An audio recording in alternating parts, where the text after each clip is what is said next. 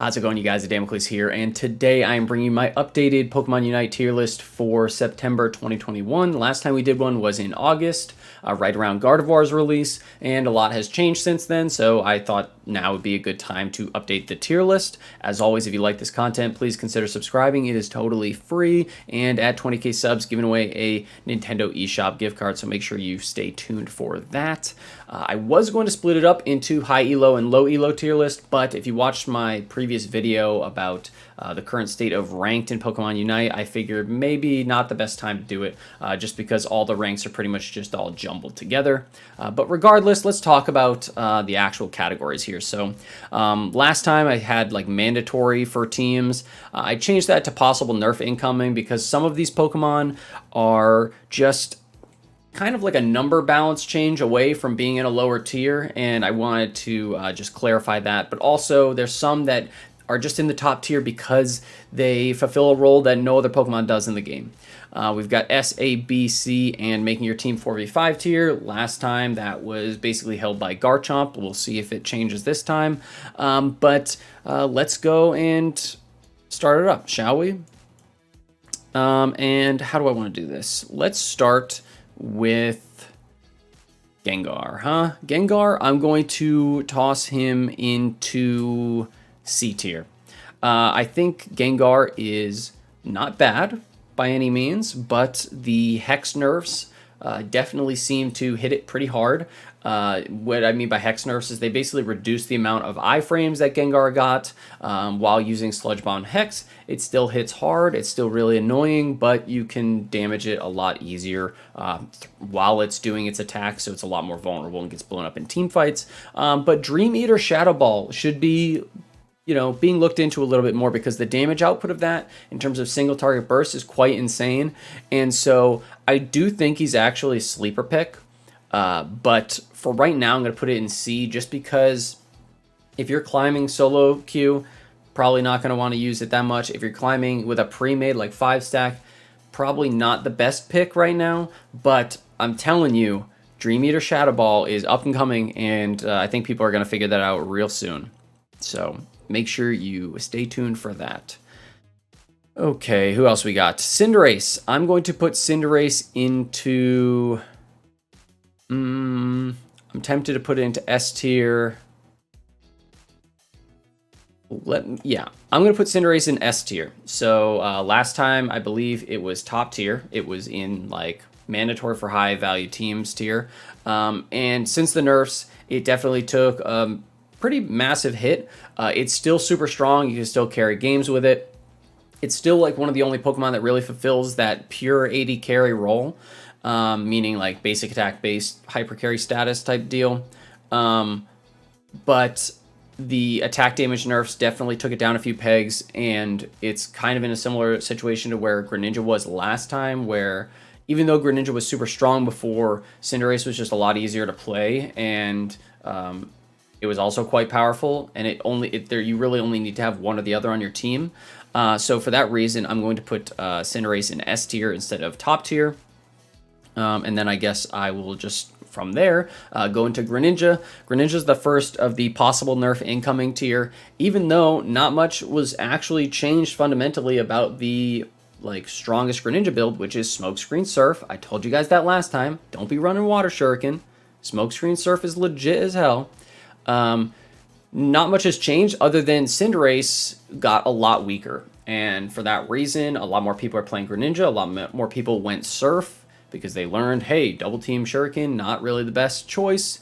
And for that reason, it's kind of just moved its way to the top. People realize how strong it is, and it fulfills that Cinderace role in the team where you toss them in the jungle, they get super farmed up, and Surf does a bajillion damage and resets on cooldown. It's just like nuts. So even though I'm not too big on like sweeping balance changes, I do think that there's probably going to be, he's probably going to get hit by the nerf bat get a little visit from Nerf headquarters, just because of how popular it is to play right now and how it's not really that difficult to play. I know a lot of people talk about how Greninja is like hard to play at all. It's really not. It's like you literally pop Smoke Screen, get in close with your basic attacks, and pop Surf when they get low HP, and like you basically can't counter it. It's nuts. You have so much stuff in one ability, which is Surf. I wouldn't be surprised if they like remove the healing component from Surf. That would seem like a fair nerf to me. I'm not calling for nerfs. Please do not at me in the comments. I'm just saying right now it's overwhelmingly powerful. Okay, so that's all I'm going to say on the matter. Absol, I'm going to put it into C tier. I'm tempted to put it into making your team 4v5 tier, but I don't think it's there yet. Absol is incredibly powerful in the early game, but like I told you guys last time, at the release of the game, everybody's getting destroyed by Absol because nobody knows how to play lane. But the key thing about Absol is like early game dominance, 100%. It's nasty, but people learned how to play around Pursuit. I told you that would happen, and without that Pursuit like one-shot damage, I mean, you still will do it. It'll still happen. You'll still stomp early game. You really need to absolutely snowball out of control, though, if you're playing Absol, because late game is straight useless in team fights. It just is. And they buffed it. They buffed the alternative moveset, which is Sucker Punch and Night Slash, but that moveset is not really that optimal. Night Slash is not bad, but really that you want to be focusing on the strengths of the character and not really trying to shore up the weaknesses as much. And with Absol, it's like your early game is where you need to snowball all your lanes and help everybody out, and that's where Absol shines. But unfortunately, Pokemon Unite is a very team fight oriented game, especially in the last 2 minutes. You know, the last 2 minutes can decide the course of the game, and that is where Absol is at its weakest. So for that reason, it's in the C tier. What else we got here? Eldegoss. Eldegoss I'm going to put into A tier. Eldegoss is in A tier because, well, maybe some people are surprised. Some people might not be. It's a really powerful support still. It provides nice shields and nice healing and movement speed increases, but it did get some significant nerfs, and unfortunately, a new support was added to the game that just kind of is also in that same healing role. In the last tier list video, I talked about how Eldegoss is at the top because it fulfills a role that no other Pokemon fulfills, and that is a pure healing, pure support character. And with the release of Blissey, that automatically balances Eldegoss out. It makes it so you have an option. You don't have to just pick Eldegoss, so it's not mandatory anymore. And with the nerfs and just not being able to be as helpful in team fights, Eldegoss has dropped a few pegs, but still a really powerful character, still a really powerful support and healer, but it just can't be at that tippity top level anymore because, in my opinion, Blissey is just better. Blissey was released, and anybody that's played a MOBA before like saw that kit and was like, dang, like that's going to be a real powerful support if the numbers line up, and the numbers do line up. I think most people go Helping Hand and Soft Boiled. I know I do. Helping Hand is just insane. It puts Blissey over the top because it is like literally the only character that can provide an attack speed steroid to other characters on their team in an AoE, and it's a movement speed increase. It's just like insane. The Unite ult is really great as well because it buffs up whoever you're targeting, so you can like massively increase the damage output of your teammates and save them. Blissey's just a phenomenal support right now, just really insane. And if you're running like a team composition that has a lot of auto attackers, like, you know, if you were hypothetically running something that was like Greninja, Cinderace, Garchomp, Blissey's value only increases because that attack speed boost is applying to all of them and increasing their damage output significantly. So Blissey is in S tier right now because it helps your team out so much, and the heals are a little bit more significant than Eldegoss is, in my opinion. A lot more easier to land as well. So for that reason, Blissey is an S tier, and you don't do it now, really, but the fact that it could also shift over to using a cleanse, having an on-demand cleanse is insanely powerful. Like, if they didn't nerf Gengar, Blissey would have just been a straight counter to Gengar because of the ability to cleanse hindrances and status effects. So that's something to keep in mind as well. So Blissey's fantastic. Cramorant. I am putting Cram... Oh, goodness. Where do I want to put Cram? I'm tempted to put Cram into S tier.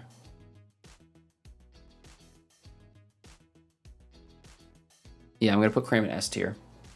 I think Cramorant is just a very powerful special attack character right now. It's a lane bully, and Ninetales is seeing a little bit less play right now.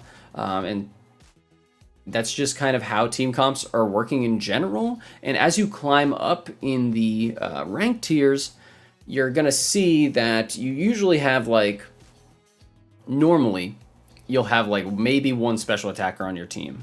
And if you have to choose between Cram and Ninetales, it's somewhat of a coin flip, but Cram makes it so you can really dumpster a lane. It's just that Hurricane Surf. It does a lot of damage. I talked about it in my Cramorant video. It does a large amount of damage, or I talked about it in the Zapdos stealing video. Deals a lot of damage, really easy to play. And the Unite move is just a nice zoning tool as well as a high damage tool. So Cram, I'm going to put in S tier. I'm going to think about it though, but I'm going to put Cram in S tier because I think that in terms of special attackers in the game currently, it's just the best one, period. You pick it so that you can assert lane dominance and steal objective camps and stuff like that, and that is what Cram does. It's fantastic. It provides damage and CC. It's just a good character overall. So I would definitely suggest grabbing Cram if you are considering playing a special attacker. But yeah, now who else? Sorry, if you see me like looking off screen at all, it's because of I've got like my old tier list. I'm trying to see like where I placed people to. Okay. Let's go to B tier. I'm going to put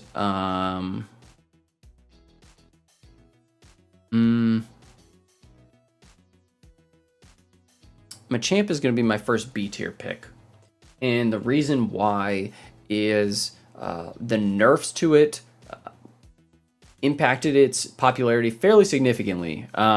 You ran Machamp before so that you could run people down with submission and basically be CC immune, and Cross Chop allowed Machamp to be doing a lot more damage than it should have been doing with the amount of hindrance immunity that it had. So by them nerfing its like crit, it really hit Machamp where it hurts. So now it's more of just like that utility bot. Some people are doing more close combat and stuff like that, but I just don't think that it's as effective. And given the current state of the game and all the buffs and nerfs that we've seen, as well as like the new Pokemon really being significant changes to the roster, Machamp is not needed nearly as much.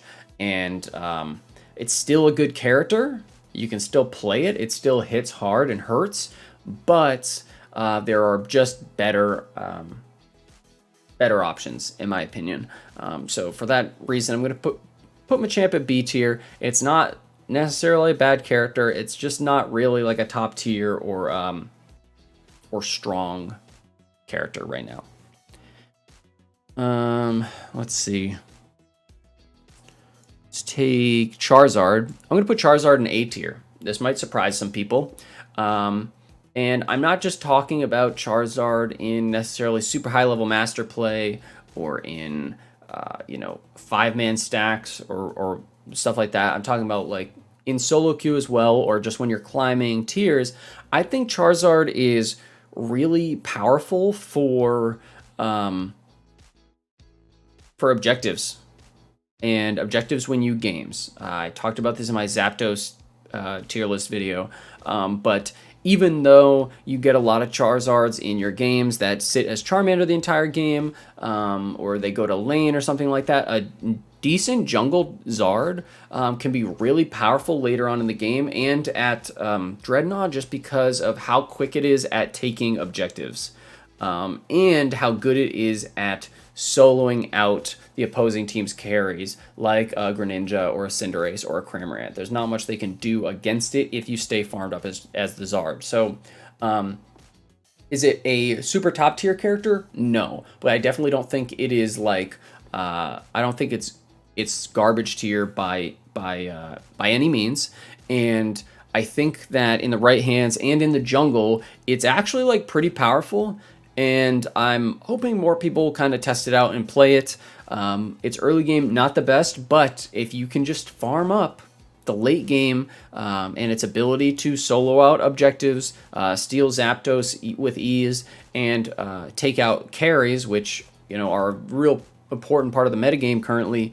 Zard is in a decent spot right now, so Zard players should be happy about that. Let's see.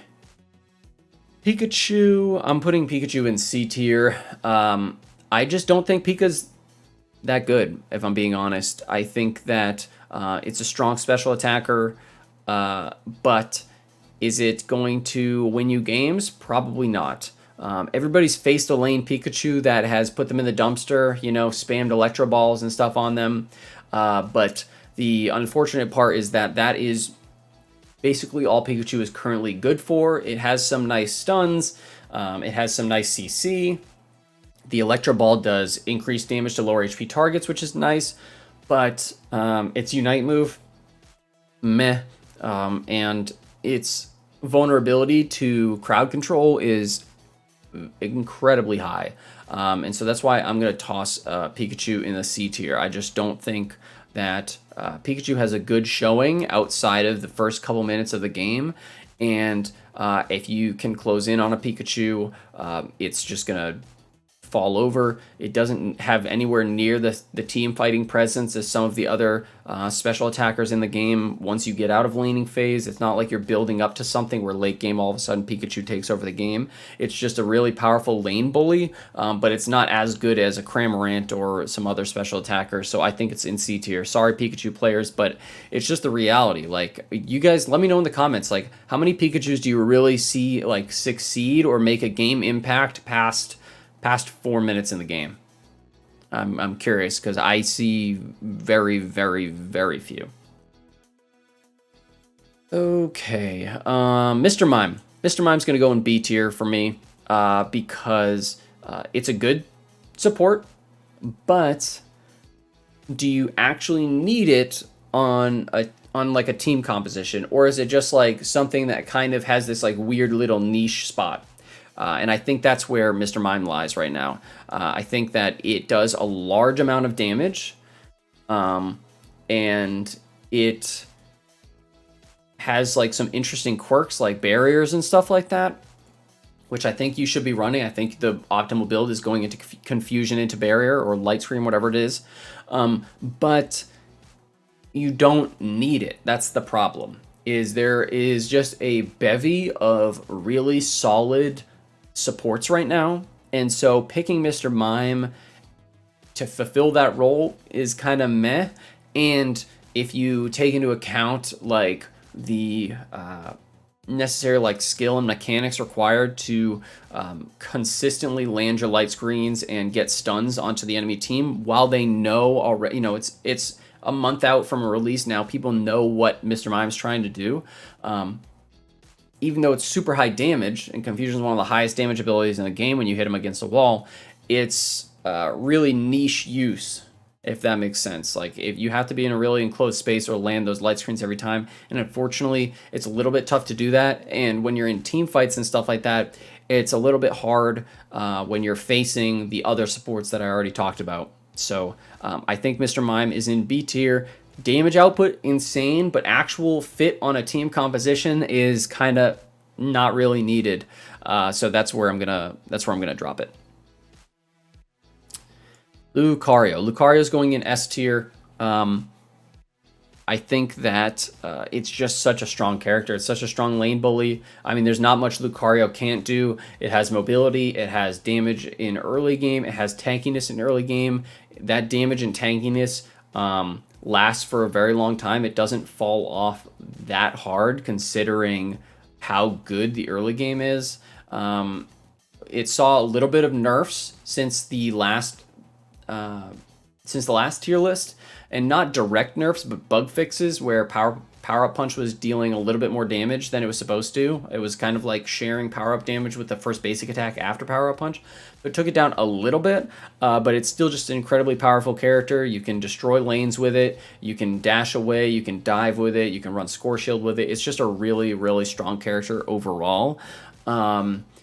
And I put it in S tier for that. I do think people have learned to deal with it a little bit. People are a little bit more safe around their objectives now, so they don't just let Lucario steal every single one. But it really just doesn't have any weaknesses. That's the thing, is it's just like good overall.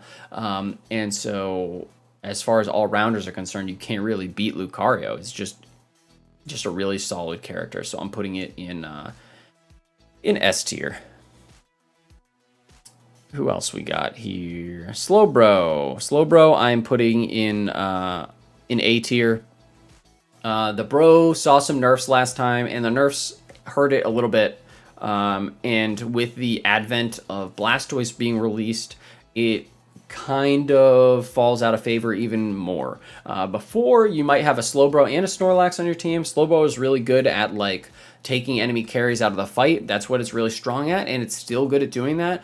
But for those of you that don't know, its Surf got nerfed so that it has more counterplay now. Whereas before, you could go and you could Telekinesis, or you could Surf, and basically you'd knock up the enemy carry like 3 times, and it was like almost impossible to get out of it. Then you could Telekinesis them, you could Unite Move them, you could Surf them again. Like, you could take an enemy carry out for like 45 seconds straight. Now it's the Surf can be moved out of. You get knocked up and you have like a little bit of forgiveness in terms of getting out of it. So Slowbro's seen a little bit of a decline, and so for that reason I'm putting it in A tier. Still a strong defender, but and it still fulfills that niche of like being able to defend a lane and lock down enemy carries. It's just overall on the defender scale of things not as strong. Crustle I'm tossing in B tier. I just think that Crustle is, I know there's a lot of hype around it right now. I know that people love this character for whatever reason. I just don't think it's that great. If you are looking at other defenders, I don't think it's that great in comparison, and it's not so good that you would go and take up another slot on the team. If you already have defenders chosen to pick Crustle. A lot of people are going Scope Lens right now because that has a nice little bit of burst damage. A lot of people are going Stealth Rocks right now and like trying to take objectives with Fluffy Tail and stuff like that. But that's a lot of steps in order to make something relevant, in my opinion. I don't think Fluffy Tail is that great in general, and I don't think that it is worth going and using Crustle and then trying to force it into that role of using Fluffy Tail and whatever. Shell Smash and Fury Cutter is still like a strong combo, and yeah, people do some cheeky plays where they push people up against walls or they steal Zapdos with it, but it's just super counterable. Crustle is super counterable. Still, it's very obvious what it does. It's going to try and run up to you. It's going to try and Shell Smash, and then it's going to just run up and either throw Stealth Rocks or X-Scissor you. Rock Tomb never gets used. I think that if Rock Tomb ever saw buffs, then Crustle gets significantly better. But I just think that Crustle is not that great. It's super easy to counter it in lane. I think that there's cheesy builds involving Score Shield that you can do that make it a little bit better for that specific case, but the fact of the matter is that if you are getting countered the entire game and people are just not really scared of you, and then you just score shield up at the end and score 50 or whatever, I don't think that makes it a good character, because if you lose every other objective and you lose Zapdos, nobody cares about the 50 points or 100 points that you scored at the end. I just don't think it matters that much, and so personally I put Crustle in B tier. I just don't think it's that good, guys. I'm sorry, I really don't. What else we got here? Gardevoir, putting that in B tier too. You guys know how I feel about Gardevoir. I think that this character has a great late game, but unfortunately, if you're going up against anybody that is good, then it doesn't matter if you have a good late game, because they should not be allowing you to get anywhere near late game for 90% of the game.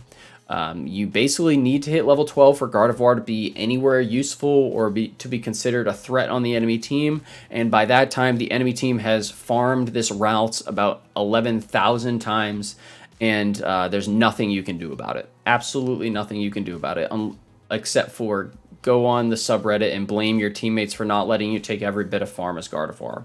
That's literally the only thing. It's a major crutch to the team, in my opinion.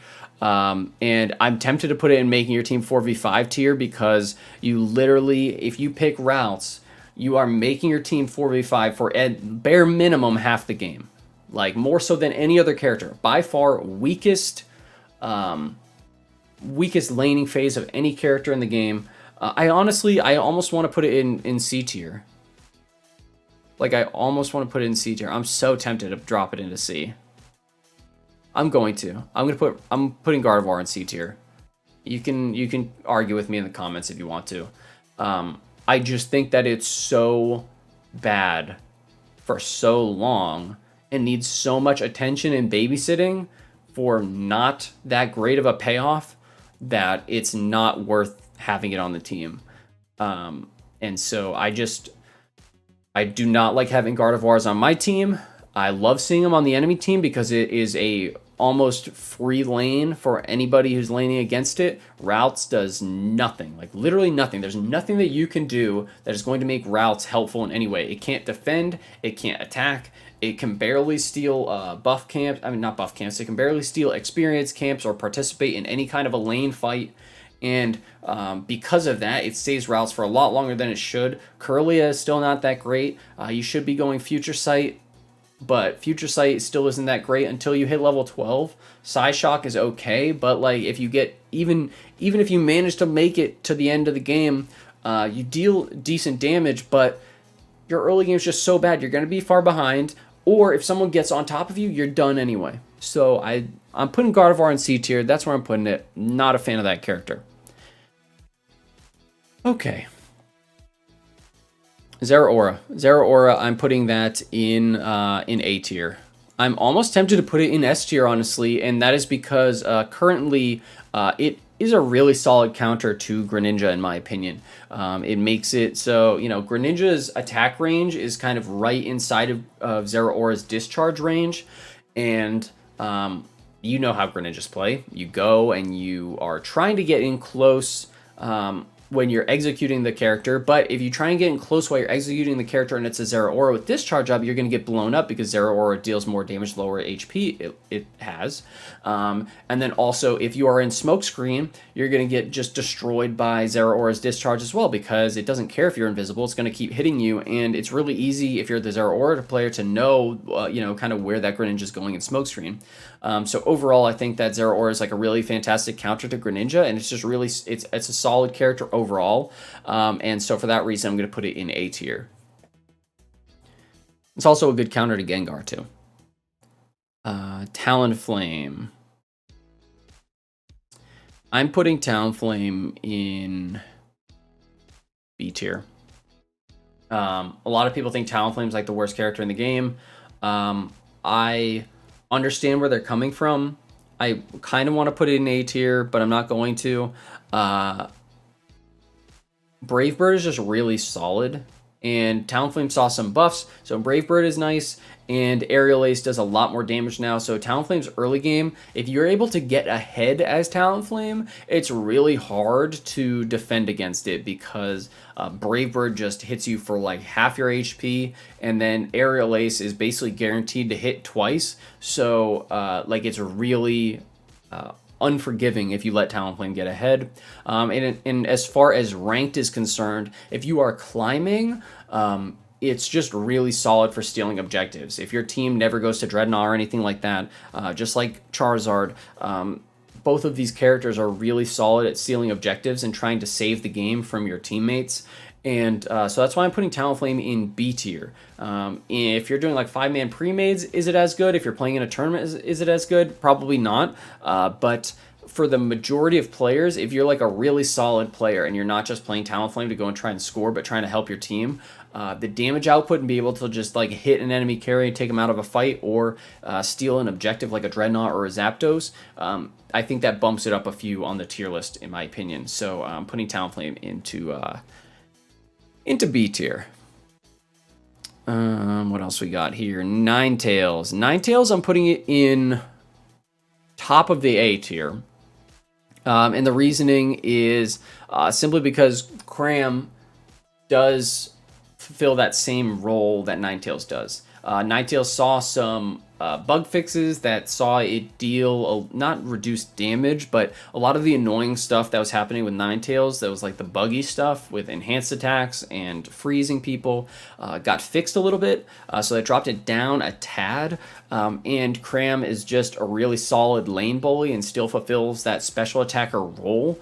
And so for that reason, Ninetales, the priority of Ninetales just drops a little bit. Still a really strong character, still a really solid pickup. If you're not feeling playing Cramorant and you want to pick up a special attacker and help your team, usually it's like Aurora Veil and Dazzling Gleam, because Aurora Veil gives your team like, you know, damage reduction and allows you to more easily kite people, but it's just Cram overall, both in team play and in solo queue and when climbing, has much more of an impact in my opinion. Like you're able to carry games a little bit easier as Cramorant in comparison to Ninetales. It just doesn't have that same amount of damage output, that oomph. You know what I mean? Venusaur. I'm putting Venusaur in A tier actually. Let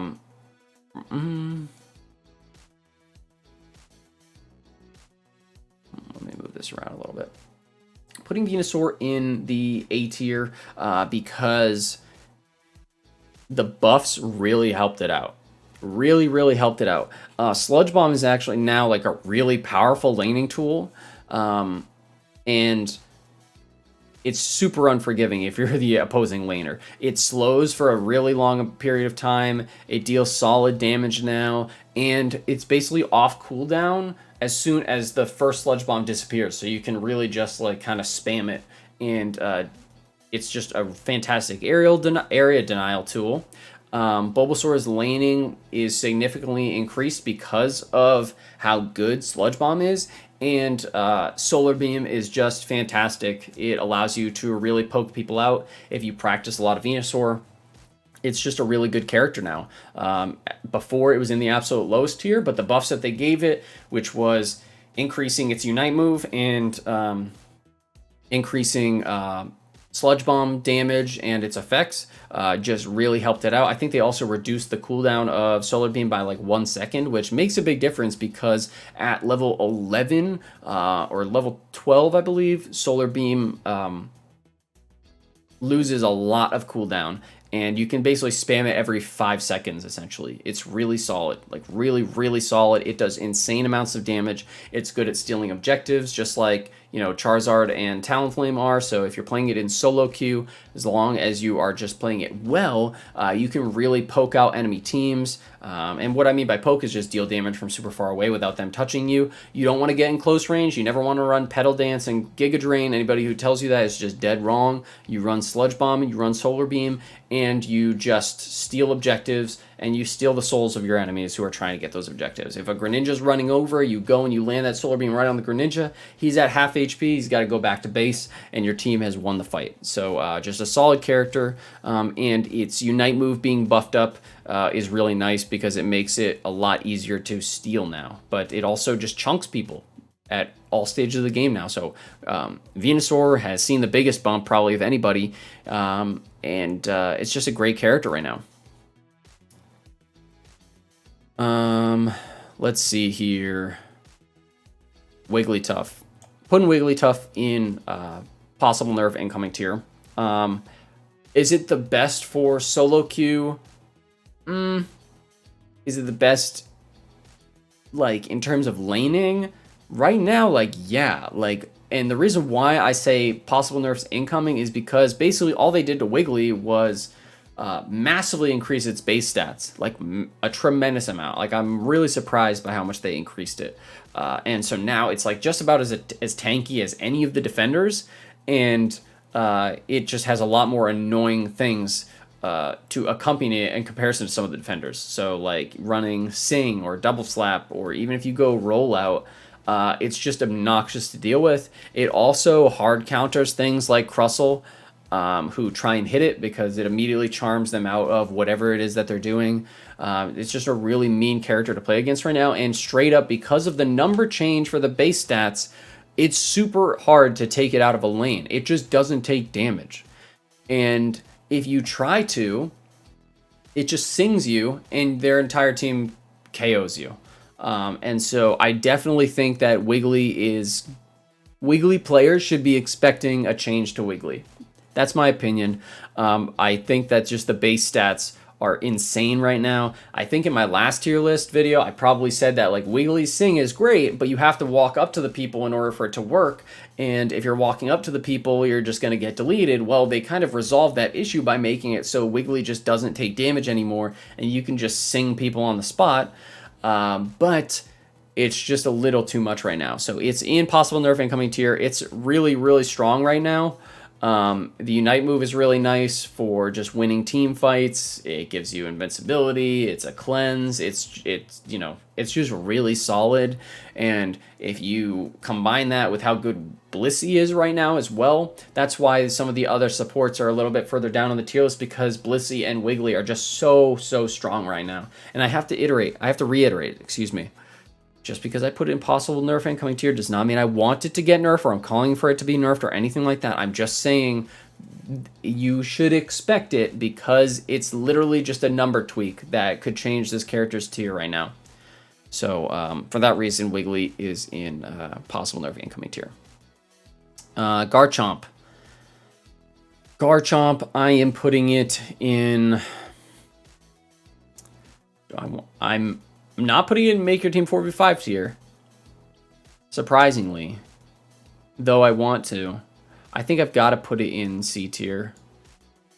I've played a bunch of Garchomp games recently, like a ton of Garchomp. You know what? I'm throw it a bone here. Putting it in B tier. I've played a lot of Garchomp games recently. A lot, because I want to put out a well-vetted guide for you guys on how to play Garchomp. So you should be expecting that soon. If you're playing Garchomp in lane, you are straight up tossing it into making your team 4v5 tier, in my opinion.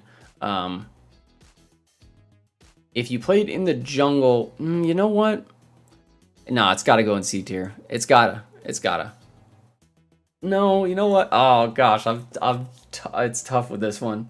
So I've played a lot more games on Garchomp recently, and I think that its early game is just atrocious. Period. Its ganks are not good. Its laning is terrible, so never take it in lane. You have to play it in the jungle, which means you're giving up something else on this list if you're playing Garchomp in the jungle. I think its late game is solid, but it is just hard countered by range. And right now, Cinderace and Greninja and Blissey, they're all conducive to ranged compositions that deal a large amount of damage. And characters like Wiggly, for example, are really hard counters to melee damage. And so when you're talking about Garchomp's place in the game, it's not so much that Garchomp is straight up bad. It's that the roster of Pokemon Unite is not conducive to having Garchomp in a team composition right now. And I can do a whole video on that if you guys want. But basically, there's a lot of support for other team compositions in this game. There's not a large support. There's not a large amount of support for engage compositions, melee team compositions in this game right now. And so when you have a character that is melee for 99% of its damage, and its gap closers have fairly long cooldowns, it can't be above a certain tier. It just can't be. And so they buffed its movement speed, which helps it out a little bit. And if you are able to just no-life farm on Garchomp early game and get ahead, its Unite move does solid damage. And I think that there is a large amount of skill differential between Garchomp players that can use Dragon Rush and Dragon Claw effectively and all the techs that are involved in it, and people who can't. I don't think Earthquake Dig is good, contrary to what people have been talking about for whatever reason in my comment section. I don't think it's good. I think it emphasizes everything that is bad about Garchomp. So I just super disagree with that. Whereas Dragon Rush, Dragon Claw, there is something to be said about being able to pull an entire enemy team off of a goal point, off of an objective, or get behind enemy laners and pull them towards your team. There's something to be said about that. It's very powerful. It's just the character that it's attached to is in a rough spot in the current metagame. And so I'm putting Garchomp in B tier, not because I think it is awful, but because I think that if it had more support, it would actually be like a lot better. Blissey helps it significantly, but it's just right now the state of Unite and the roster is just not conducive to Garchomp team compositions. It's just not. But you know, if you're playing against bad people that let you get to that Garchomp level early on, then you'll probably stomp them out. If you're playing against good people, though, you shouldn't be able to get to that point because your effectiveness before that point is not that high. You can Dragon Rush people off of objectives, and that's about it. So that's my thoughts on Garchomp. Snorlax, I'm tempted to put it in possible nerf incoming tier, but I don't think it's getting nerfed. I do feel like, however, it is the only character in the game that can do what it can do. And that is be like pure engage and use block. Block is just still such a strong tool, even after the nerfs. But I'm going to put it in the top of S tier just because I think that as more people play around with Blastoise, just like I said before with Eldegoss, Blastoise fulfills a similar kind of role as Snorlax does, in that it can engage and it has a large amount of CC. Some of that CC is really busted right now. So for that reason, Snorlax, even though I want to put it in the absolute highest tier right now because it is just so good and it's useful in every single team composition, I'm going to put it in S tier just because I think that now you have other options. And the final pick on this list is going to be Blastoise. I'm putting Blastoise in S tier as well, but a little bit below Snorlax. Surf Hydro Pump, like I told you guys, is absolutely insane. Surf is just like so rude. It's just a rude ability. It gives him immunities that probably shouldn't have. It has basically a mini Talonflame ult built into it. And right now, I think that the damage it deals based off of its passive probably is a little bit overtuned, if I'm being honest. But it's a strong defender. It's a strong team fight disruptor. It's good engage as well. And I think that it deserves to be in S tier. I don't think it's broken. I think that Snorlax's block and its ability to engage is a little bit better, in my opinion. I think it's just literally the ability to heavy slam and block is just so good. But Blastoise, it's kind of funny because Blastoise straight up counters block with Surf, but it doesn't matter. I'm putting Blastoise and Snorlax in the same tier. They're both super solid defender picks. And this is the tier list, guys. I'm pretty happy with it currently. I think that there's probably some controversial choices that people might at me for in the comments, but that's okay. But I am pretty confident in this selection right now. Your C tier characters have some real glaring weak points, or they just don't exist at certain parts of the game. Your B tier characters have some real strong points in certain parts of the game, but they might just not be as good as some of the other choices, or maybe the meta doesn't really fit them as well right now. Your A tier characters are all solid picks, but for one reason or another, they're not as strong as their S tier counterparts, or they have a period of the game that they might not be super strong in, or they fulfill some kind of other niche that doesn't have as much support in the game yet, like say like poke compositions with Venusaur, stuff like that. Your S tier characters are just overall strong characters. You're probably going to see one of these at least, or 3 of these at least, in every single game that you play, because they are all really good. Absolutely, like, real minimal weaknesses to be spoken of. In general, just strong picks all around.